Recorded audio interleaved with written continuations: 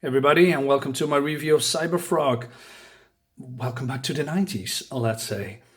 Cyberfrog was a book putting out by Image in the 90s that was actually similar to the X-Men, and there's a lot of similarities with the characters as well. As you can see, probably seeing some familiar in those characters.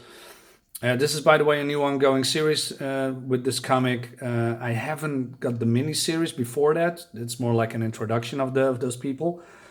I don't have that, so unfortunately, I cannot go into this.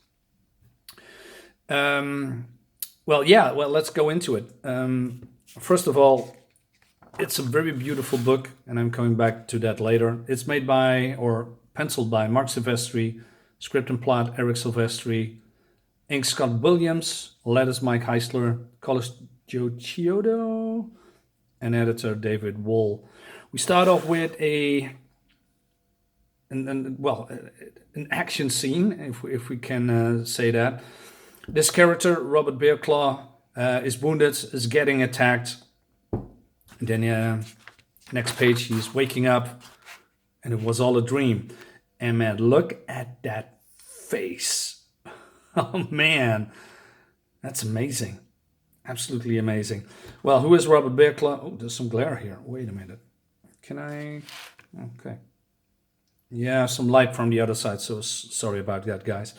Well, speaking of representation in comic books, we have here a cybernetically enhanced Native American mutant. So here's a mutant. I forgot that. Are they all mutants? But then cybernetically enhanced. Cool. Okay, I totally forgot that because it was a long time ago that I've read these comic books because it's in the 90s, right? It's more like 30 years. It's 30 years ago? Yeah, almost. Because how old is this book? Volume 2, 1993. Jesus, man. Almost 30 years old. Great. Then we see this girl, Velocity. She's a speedster. She's running away from, spoiler, robots because they are in a training session. And then later, Robert Bearclaw, called Ripclaw, says to her, you know what? You don't belong here.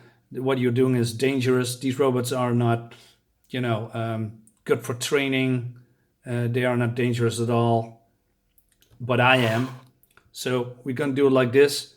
I am the big bear and you a little fawn, and you have time to run. And you have to go to the suplex. If you make it, you live. If you don't, you're deer meat.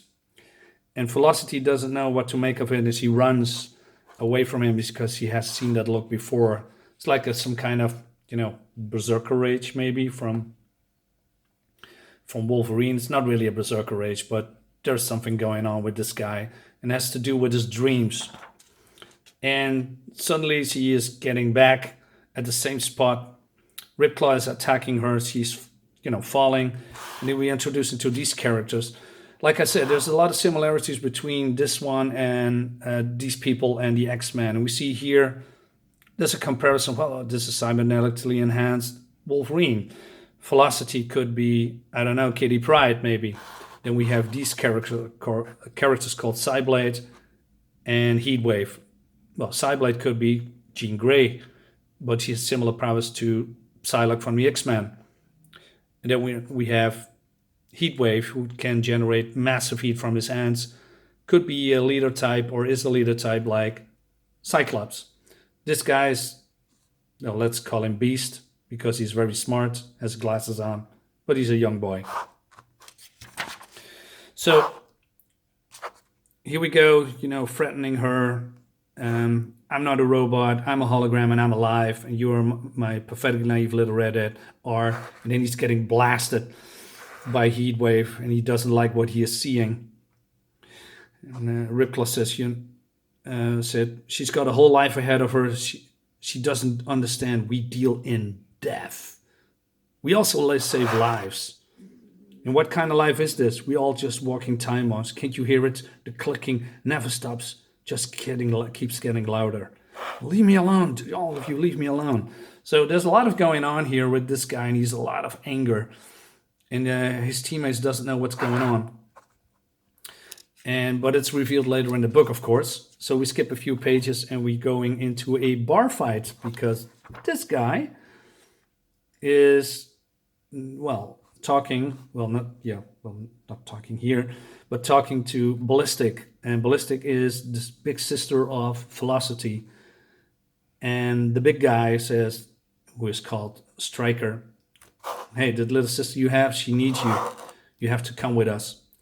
And there's a lot of going on with Karen. Karen is Ballistic. She's very, very angry about something in her life and what has happened in her past. And she attacks Stryker. And they are going on, and because she doesn't want to go with him and nobody tells her what to do, she said, no one lays a hand on me. You got that? If you ever touch me again, I kill you. I know about your old man, Ballistic. Karen told me. And then she's getting more pissed off, attacks Stryker in different ways, like with the straws. Very cool done, by the way. It's very cinematic. But, Stryker doesn't have it. Like I said, there's a lot of unresolved issues with her. There's a lot of unresolved trauma because her dad beats up Velocity when she was younger, and hers probably as well. I don't remember the details anymore. But there's nice characterization here. Also, the action and the art, I said it before, it's beautiful by Mark Silvestri. He's an amazing artist. Then we go back to Ripclaw. He's stalking the streets or the rooftops in this part. And then he's getting attacked by this unknown mysterious figure, just ripping into him, calling him, taunting him. And then he said, I must call upon the spirit of the beer. And then suddenly it reveals that these two wanted to kill him. And it was also a dream. So, and then it continues because there's a scream. His teammates rushing into him. This big guy is called Impact. And Impact could be, if I'm referring to the X-Men again, like Colossus maybe.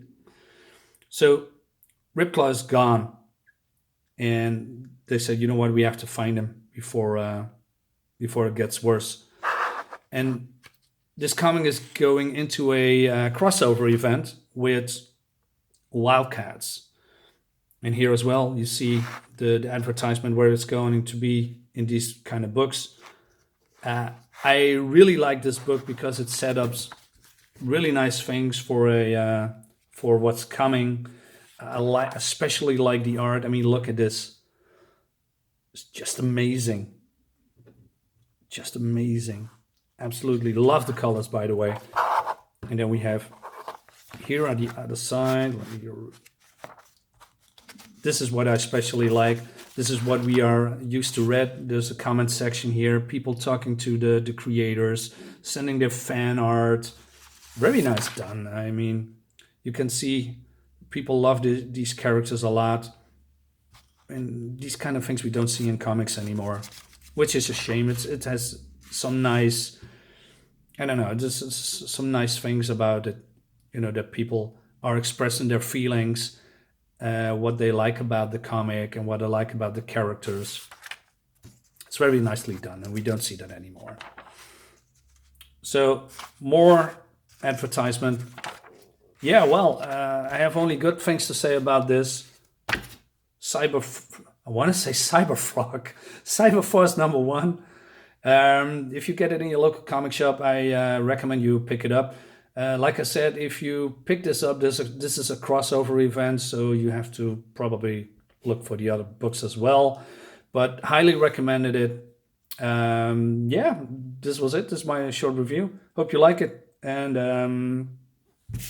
wait a minute. This is a trade paperback from the Forum issue miniseries. Oh yeah, okay. Well, you can buy that too. Hollow Cool. Yeah, we have hollow full covers at a time. Yeah. Those were a thing, man. Anyway, thanks for watching, and see you next time. Bye.